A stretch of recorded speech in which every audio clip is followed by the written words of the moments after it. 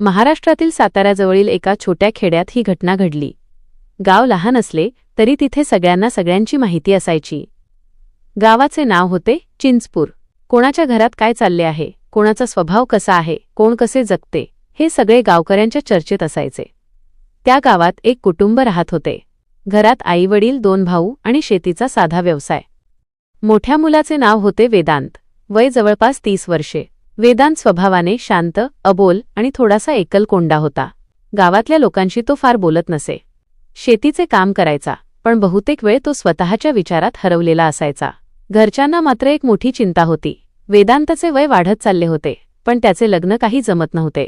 गावात अनेक ठिकाणी बोलणी झाली, पण प्रत्येक वेळी काही ना काही कारणाने नकार मिळायचा. काहींना त्याचा शांत स्वभाव आवडत नसे, तर काहींना त्याची कमी बोलण्याची सवय संशयास्पद वाटायची. हळूहळू गावात कुजबूज सुरू झाली. काही लोक म्हणायचे की वेदांतमध्ये काहीतरी बिघाड आहे, काही लोक म्हणायचे तो लग्न टाळतोय, तर काही जण वेगवेगळ्या अफवा पसरवत होते. पण आईवडिलांनी एकच गोष्ट ठरवली होती, काहीही झाले तरी मुलाचे लग्न लावून द्यायचे. बराच प्रयत्न केल्यानंतर शेवटी जवळच्या गावात एक मुलगी मिळाली. तिचे नाव होते संस्कृती. वय सुमारे 22 वर्षे. साधे कुटुंब, दिसायला सुंदर, बोलायला गोड आणि स्वभावाने थोडी हट्टी. दोन्ही घरच्यांनी घाईघाईत लग्न ठरवले. फार चौकशी न करता लग्नाची तारीखही निश्चित झाली. गावात लग्न मोठ्या थाटामाटात झाले. बँडबाजा, नातेवाईक, जेवणावळी, सगळा कार्यक्रम धूमधडाक्यात पार पडला. गावातल्या लोकांनीही चर्चा केली की शेवटी वेदांतचे लग्न झाले. संस्कृती लग्न करून त्या घरात आली.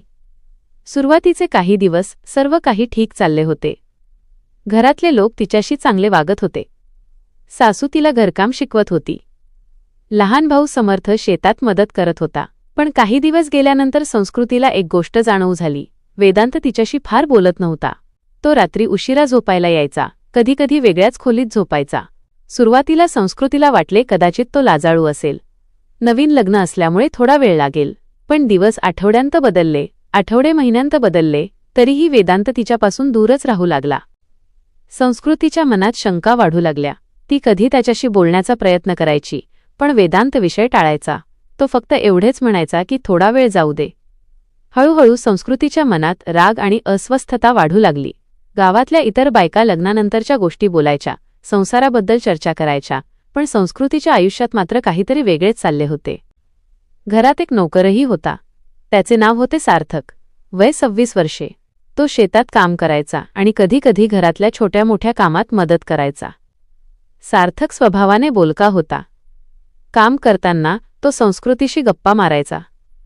सुरुवातीला त्या साध्या गप्पा असायच्या. गावच्या गोष्टी, बाजार, शेती, पाऊस याबद्दल चर्चा व्हायची. पण हळूहळू त्या गप्पा वाढू लागल्या. संस्कृतीला घरात बोलायला कोणी नव्हते. वेदांत तिच्याशी बोलत नव्हता, त्यामुळे ती नकळत सार्थकशी जास्त बोलू लागली. गावातल्या शांत घरात एक वेगळाच ताण निर्माण होत होता. बाहेरून सगळे व्यवस्थित दिसत होते, पण घराच्या भिंतींमध्ये काहीतरी वेगळे घडायला सुरुवात झाली होती. संस्कृतीच्या आयुष्यातील एकटेपण आता तिला चुकीच्या दिशेने ढकलू लागले होते. आणि इथूनच या कथेला एक वेगळे वळण मिळणार होते. लग्नाला काही महिने झाले होते.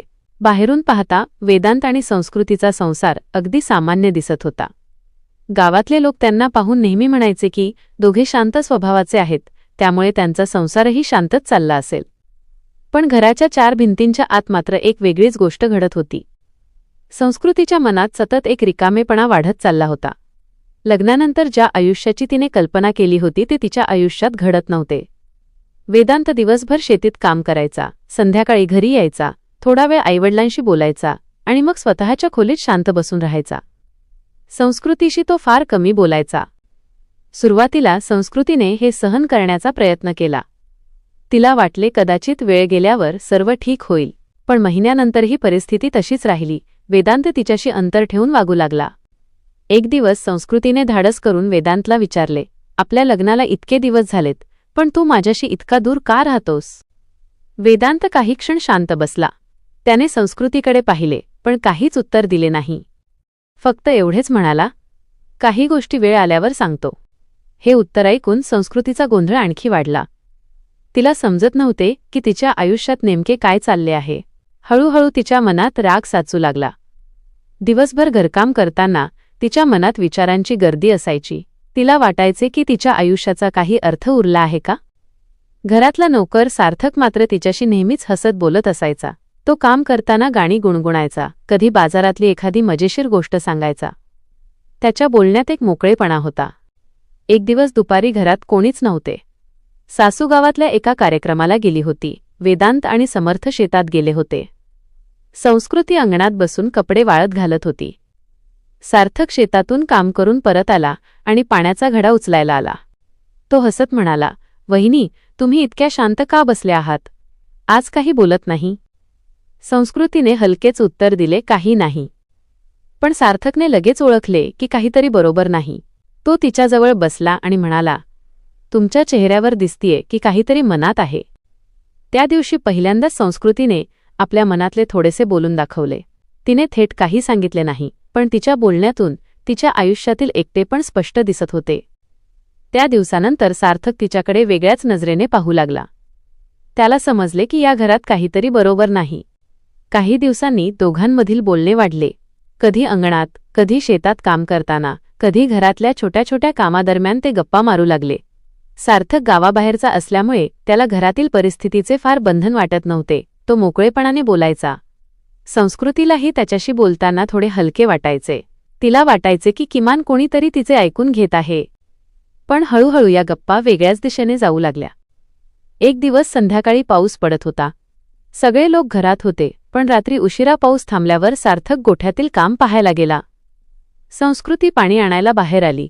दोघांची नजर अचानक समोरासमोर झाली. त्या क्षणी काही क्षण दोघेही काही बोलले नाहीत. सार्थकने हलक्या आवाजात विचारले, "तुम्ही ठीक आहात ना?" संस्कृतीने फक्त मान हलवली. त्या रात्रीनंतर दोघांमधील अंतर कमी होऊ लागले. ते एकमेकांशी जास्त वेळ बोलू लागले.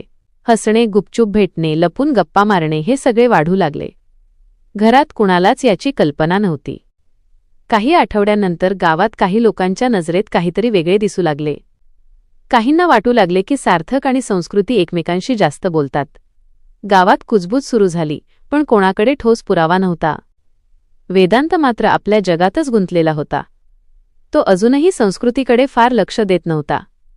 या परिस्थितीचा फायदा सार्थक आणि संस्कृतीच्या जवळकीला होत होता. काही महिन्यांनी अचानक एक घटना घडली. एक दिवस सकाळी सार्थक घरातून गायब झाला. तो कोणालाही काही न सांगता गाव सोडून निघून गेला होता. घरातले लोक चकित झाले. वेदांतच्या वडिलांनी गावात शोध घेतला, पण सार्थकचा काहीच पत्ता लागला नाही. संस्कृती मात्र त्या दिवशी खूप शांत दिसत होती. तिने कोणालाही काही विचारले नाही, पण तिच्या मनात एक मोठे वादळ सुरू झाले होते, कारण सार्थक गेल्यानंतर तिच्या आयुष्यात पुन्हा एकदा रिकामेपणा निर्माण झाला होता. आता तिच्या आयुष्यातील परिस्थिती आणखी गुंतागुंतीची होणार होती, कारण घरात अजून एक व्यक्ती होती ज्याच्याकडे तिचे लक्ष हळूहळू वळू लागले होते. तो म्हणजे वेदांतचा लहान भाऊ समर्थ. आणि इथून पुढे या कथेला अजून धक्कादायक वळण मिळणार होते.